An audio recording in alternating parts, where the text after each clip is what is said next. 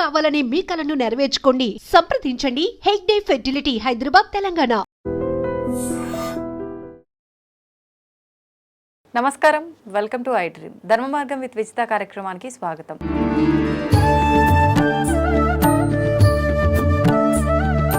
ప్రస్తుతం మనతో పాటు ఉన్నారు ప్రముఖ జ్యోతిష పండితులు, ఆధ్యాత్మికవేత్త సుభాష్ శర్మ గారు. ఇప్పుడు గురుగారితో మాట్లాడదాం. నమస్కారం గురుగారు. గురుగారు, మనకి చైత్ర మాసంలో వచ్చే అమావాస్య ఆదివారంతో కూడి ఉంది. మరి ఈ అమావాస్య రోజున పితృదేవతలకు సంబంధించిన కార్యక్రమాలు ఏ విధంగా చేసుకోవాలి? అమావాస్య అనగానే మనందరం భయపడుతూ ఉంటాం, కానీ భయపడాల్సిన అవసరం లేదు అంటుంటారు కదా, నిజంగా అవసరం లేదంటారా? దాని గురించి తెలియజేయండి. తప్పకుండా తెలియజేస్తాను. ముందుగా ప్రేక్షకులందరికీ శ్రీమాత్రే నమః, శ్రీ గురుభ్యో నమః. నమో దేవ్యై మహాదేవ్యై శివాయై సతతం నమః. నమ ప్రకృత్యై భద్రాయై నిహితాం ప్రణతాస్మిత. అమావాస్య భయపడేటటువంటిది కాదు, కానీ కొన్ని అమావాస్యలు ఎలా ఉంటాయనంటే మనిషి శరీరం మీదకి నెగిటివ్ ఇంపాక్ట్ తొందరగా వచ్చేటటువంటి లక్షణాలు ఉంటాయి. అందులో ఈ అమావాస్య ఒకటి. ఎందుకంటే ఆదివారం అమావాస్య, వారాలలో మొట్టమొదటి వారం ఆదివారం మనకు. అలాగే మనకు నక్షత్రాల్లో మొట్టమొదటి నక్షత్రం అశ్విని నక్షత్రం. కాబట్టి ఈ ఆదివారము అశ్విని నక్షత్రయుక్తంగా కూడుకొని వచ్చేటటువంటిది ఈ అమావాస్య. అమావాస్య అంటే ముగిసిపోయేటటువంటిది అని ఆ తిథికి పేరు. అది అమావాస్య అంతరించిపోయేటటువంటిది అని పేరు. అంటే ఒక నెల దేంతో ముగుస్తుంది? మన తెలుగు క్యాలెండర్ ప్రకారం, పంచాంగం ప్రకారం అమావాస్యతో ముగిసిపోతుంది. కాబట్టి ఈ అమావాస్య నెగిటివ్కి చాలా దగ్గరగా ఉంటుంది. చాలా మట్టుకు మనము అంటే వాడుక భాషలో చెప్పుకోవాలి అని అంటే అమావాస్య అంటే చీకటితో కూడుకున్నది అని అర్థం. చీకటి అంటే మామూలుగా మనం ఏమనుకుంటాము? నెగిటివ్ ఇంపాక్ట్, నెగిటివ్ ఎనర్జీ అని అనుకుంటాము. కాబట్టి ఈ నెగిటివ్ ఎనర్జీ అమావాస్యతో కూడుకుని ఉన్నది. అందుకే ఈ అమావాస్య రోజున చాలా అంటే అప్పటి కాలంలో, ఇప్పుడు టెక్నాలజీ పెరిగింది, ఆధునిక యుగం పెరిగింది కాబట్టి గతంలో అమావాస్య వచ్చిందంటే ఏం చేసేవారంటే పల్లెటూర్లలో ఒక మనిషికి ఏదైనా దయ్యం పట్టింది, లేదు అని అంటే మనిషికి ఏదైనా దిష్టి తగిలింది, మనిషి ఏదైనా జ్వర సమస్యతో బాధపడుతున్నారంటే మన ఇంట్లో ఉన్నటువంటి అన్నం కానివ్వండి, గుడ్లు కానివ్వండి, మద్యం కానివ్వండి, అవి మనిషి మీదకి వెళ్ళి తిప్పి 4 కూడల మధ్యలో పెట్టేటటువంటి సాంప్రదాయం ఉండేది. ఇప్పటికి కూడా కొన్ని సాంప్రదాయ సిటీలో కూడా చాలామంది పెడుతూ ఉన్నారు. అవి ఎందుకు వస్తాయంటే మనిషి శరీరం మీద తిప్పినటువంటి వస్తువు మనిషి శరీరంలో ఉన్నటువంటి నెగిటివ్ ఎనర్జీని లాగేస్తుంది. లాగేసి ఆ వస్తువు గ్రహిస్తుంది. ఆ గ్రహించినటువంటి వస్తువును మనం ఎక్కడ పెడుతున్నాము? చౌరస్తాలలో కానీ 3 కూడలిల వద్ద కానీ మనం అక్కడ పెట్టేస్తున్నాం. అది ఏం కోరుకుంటుంది? కొత్త శరీరం ఎవరిది దొరుకుతుంది, ఎవరిది నేను ఆవహించాలి అని చెప్పి, అంటే మీ నుంచి వెళ్ళిపోయినటువంటిది వేరే వాళ్ళని ఎలా ఆవహిస్తుందంటే ఆ పెట్టినటువంటి పదార్థాన్ని దాటడం కానీ, లేదు అని అంటే దాని మీదకి వెళ్ళి వాహనాలు వెళ్ళినప్పుడు కానివ్వండి.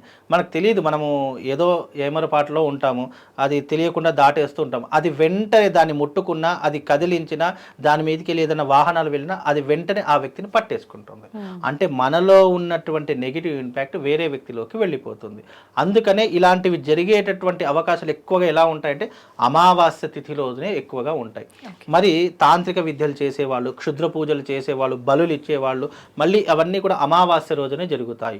కాబట్టి ఇలాంటి నెగిటివ్ ఇంపాక్ట్ ఎక్కువగా ఉంటుంది. కాబట్టి నేచర్లో ఇవన్నీ కూడా సంచరిస్తూ ఉంటాయి. అలాంటప్పుడు గాలి ధూళి సోకింది అని అంటూ ఉంటాం మన వాడుక భాషలో. అలాంటివి మన మీద రాకుండా అమావాస్య రోజున జాగ్రత్తగా ఉండమని చెప్తూ ఉంటాం. ఈ అమావాస్య ముఖ్యంగా ఇలాంటి వికృతమైనటువంటి చేష్టలు చేయడానికి పునాదిగా ఉన్నటువంటి అమావాస్య చైత్ర అమావాస్య. ఈ అమావాస్య రోజున వీలైనంత చాలా జాగ్రత్తగా, ముఖ్యంగా మేషరాశి వారు జాగ్రత్తగా ఉండాలి. అశ్విని నక్షత్ర జాతకులు జాగ్రత్తగా ఉండాలి. ఎందుకంటే వాళ్ళ మీద ఎక్కువగా ప్రభావం పడేటటువంటి అవకాశాలు ఎక్కువగా ఉన్నాయి. ఎందుకంటే ఇది అశ్విని నక్షత్రంతో కూడుకొని వస్తుంది, ఆదివారం కూడుకొని వస్తుంది. కాబట్టి ఈ అశ్విని నక్షత్ర జాతకులు కాస్త జాగ్రత్తగా ఉండాలి. అలాగే అమావాస్య రోజున చేయవలసినటువంటి పద్ధతులు ఏంటి అంటే పితృదేవతలకు తర్పణాలు వదలడము. తప్పకుండా ఆ రోజున గంగా స్నానం ఆచరణ చేసుకోవాలి. గంగా స్నానం వల్ల ఏం కలుగుతుందయ్యా అంటే నువ్వు నెలంతా గంగా స్నానం చేయలేవు కాబట్టి చిట్ట చివరి రోజైనా గంగా స్నానం, ప్రతి అమావాస్యకు గంగా స్నానం చేయాల్సిందే మనిషిగా పుట్టినందుకు. ఎందుకంటే ఇది ఆధునిక కాలం కాబట్టి, పరిగెత్తే కాలం కాబట్టి మనం రోజు చేయలేము. కనీసం నెలకు ఒకసారైనా అమావాస్య రోజున స్నానం ఆచరిస్తే మనకున్నటువంటి నెలంతా చేసిన పాపాలు తొలగిపోతాయని శాస్త్రవచనం. ఇక రెండవది ఏంటంటే పితృదేవతల యొక్క అనుగ్రహం పొందడానికి. ఇప్పుడు మామూలుగా ఏదైనా దేవుడి దగ్గరికి వెళితే ఆయన అనుగ్రహం పొందడానికి మనం దండం పెట్టుకుంటాము, ప్రదక్షిణ చేస్తాము, చక్కగా అభిషేకం చేస్తుంటాము, ఇక అనేక కైంకర్యాలు చేస్తుంటాం. కానీ పితృదేవులకు అలా లేదు కదా. పితృదేవులకు సపరేట్ ఆలయాలు అట్లా ఉండవు కదా. అప్పుడు మనం ఏం చేయాలంటే ఈ అమావాస్య రోజున పితృదేవతలకు చేతిలో నల్ల నువ్వులు ప్లస్ నీళ్లు రెండూ కూడా పోసుకొని గోత్రం చెప్పుకొని పితృదేవతల యొక్క పేర్లు చెప్పుకొని వాళ్ళకు అర్ఘ్యం వదలడము, ఇది చేస్తే చాలు పితృదేవతలు సంతోషిస్తారట. అలాగే ఆ రోజున మనం తినేటటువంటి అన్న పదార్థాలు ఏవైతే ఉన్నాయో మనం తినేటటువంటి సమయంలో ఒక ముద్ద తీసుకొని, చాలామంది రౌండ్గా చేస్తారు, అలా చేయకూడదు. మామూలుగా ఇట్లా ముద్ద తీసుకొని ఇట్లా గట్టిగా ప్రెస్ చేసి పిడికిలి ముద్దను తీసుకొని పక్కన పెట్టేసుకోవాలి. అలా పెట్టేసుకున్నటువంటి దానిని మొట్టమొదటిగా పితృదేవతలకు ఆ నైవేద్యం పెట్టి ఆ తర్వాత మనం భుజించుకోవాలి.